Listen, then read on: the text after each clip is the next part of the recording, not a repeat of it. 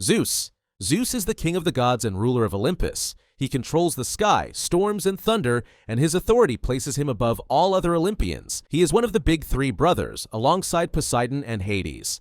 After World War II, the three swore an oath never to have mortal children, fearing how destructive their demigod offspring could be. This oath was broken by Zeus and Poseidon. Zeus fathered Thalia Grace and Poseidon fathered Percy Jackson, while Hades did not break the oath. Nico and Bianca D'Angelo were born before the pact and later hidden in the Lotus Casino. Zeus's weapon is the Master Bolt, forged by the Elder Cyclops during the Titanomachy. It is the original lightning bolt, the source of his power, and his ultimate symbol of authority. Poseidon. Poseidon is the god of the sea, storms, earthquakes, and horses. He is one of the big three brothers, alongside Zeus and Hades. In the Percy Jackson series, Poseidon is most important as Percy's father, making Percy one of the demigods born after the oath of the big three was broken. Children of Poseidon can control and generate water, communicate with sea creatures and horses, heal rapidly when in contact with water, and stir storms or earthquakes. Percy demonstrates many of these powers throughout the series. Poseidon's weapon is the trident, forged by the Elder Cyclops during the Titanomachy, which symbolizes his mastery over the seas.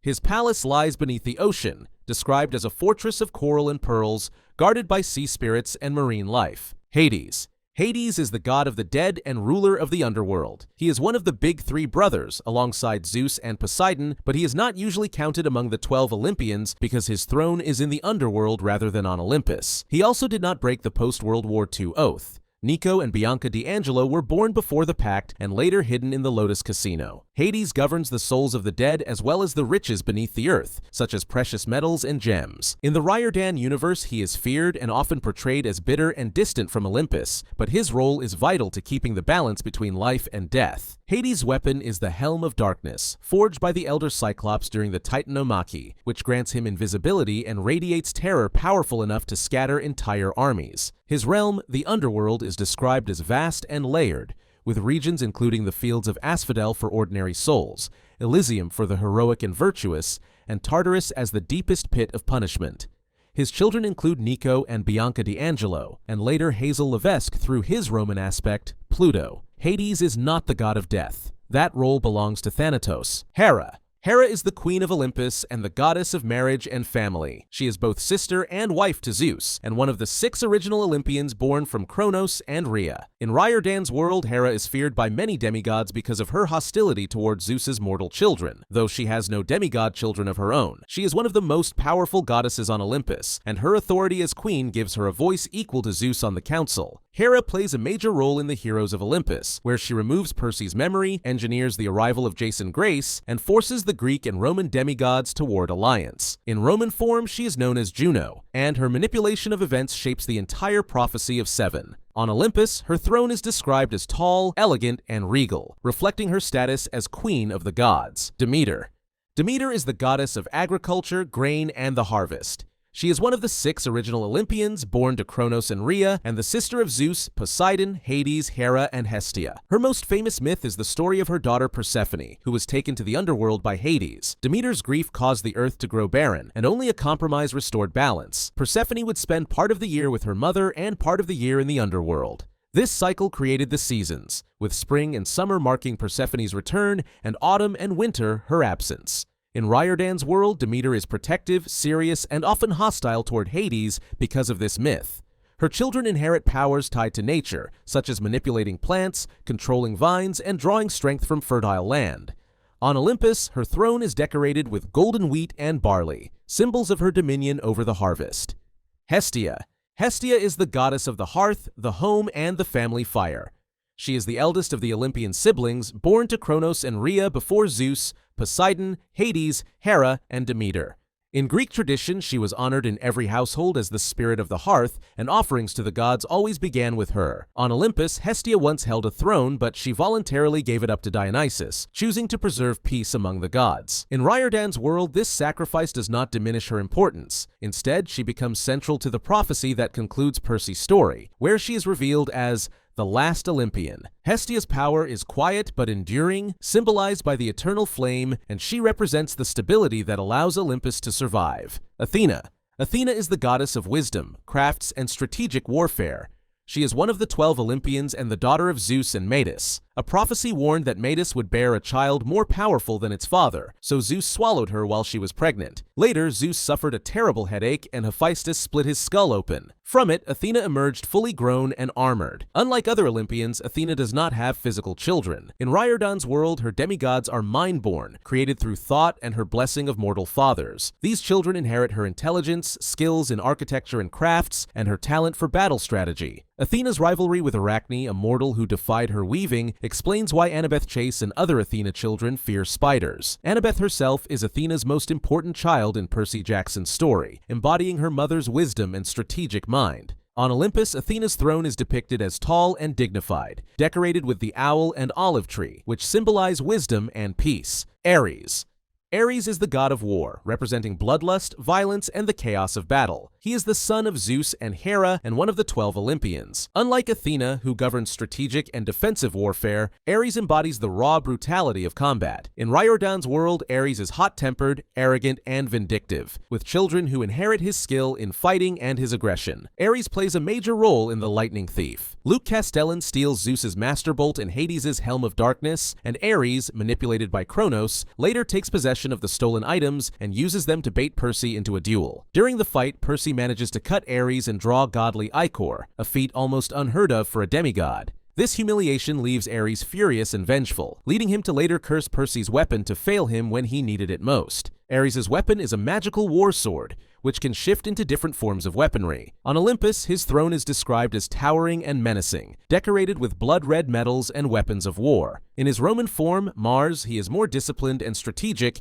contrasting with the chaotic violence of Ares. Apollo. Apollo is the god of the sun, archery, music, poetry, healing, and prophecy. He is the twin brother of Artemis and one of the 12 Olympians. In mythology, Helios once guided the sun across the sky, but in Riordan's world, Apollo holds the sun's mantle along with his many other domains. He is the patron of the Oracle of Delphi, which ties him directly to every major prophecy in the series. Apollo is portrayed as arrogant, witty, and dramatic, often expressing himself through bad haikus, but his role is central to guiding heroes. His children are skilled in archery, music, and healing, and some inherit the gift of prophecy. Apollo is also the main character of the Trials of Apollo series, where Zeus punishes him by casting him into a mortal body. His weapon is a golden bow that fires arrows of sunlight, and his throne on Olympus is radiant, decorated with solar imagery and instruments of music. Artemis.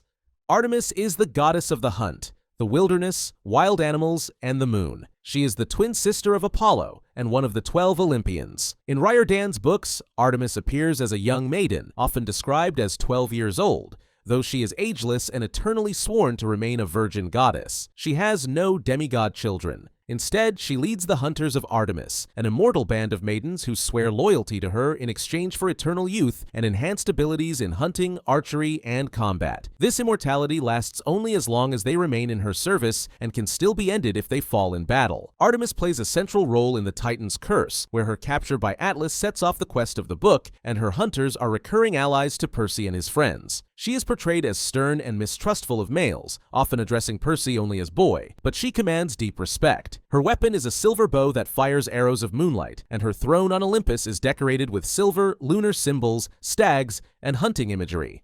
Hephaestus. Hephaestus is the god of fire, metalworking, and the forge. He is one of the 12 Olympians and the son of Hera.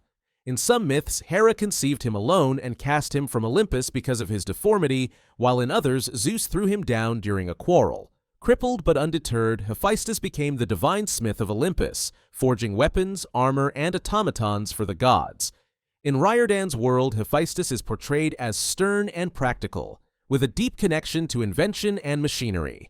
His children are natural mechanics, able to sense and repair flaws in machines, craft magical tools, and in rare cases wield fire itself, as shown by Leo Valdez in the Heroes of Olympus. Hephaestus also appears in the Battle of the Labyrinth, guiding Percy and warning him of the dangers tied to Daedalus and his creations. His throne on Olympus is heavy and metallic, decorated with anvils, flames, and gears, symbolizing his dominion over the forge. Aphrodite. Aphrodite is the goddess of love, beauty, lust, and desire. She is one of the 12 Olympians, though her origins are unusual. In mythology, she was born from sea foam when Kronos cast the remains of Uranus into the ocean, making her older than many of the Olympians themselves. In Riordan's world, Aphrodite is often dismissed as shallow or superficial, but her influence is among the most dangerous because love and desire can spark both unity and conflict.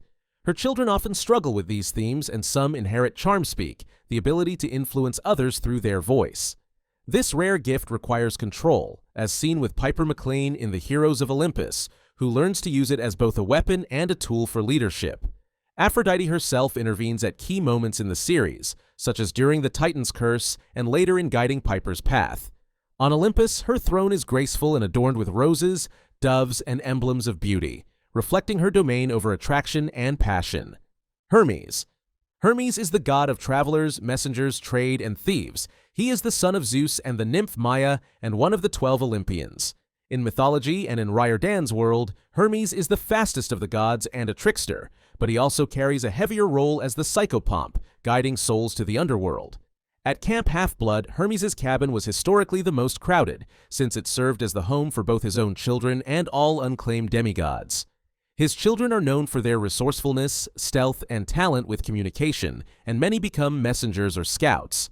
Hermes' symbols are his winged sandals and the caduceus, a staff entwined with serpents that, in Riordan's books, speaks through the snakes George and Martha. Hermes appears in the Sea of Monsters and The Last Olympian, where he tries to advise Percy but also shows his guilt over neglecting Luke Castellan, whose betrayal haunts him.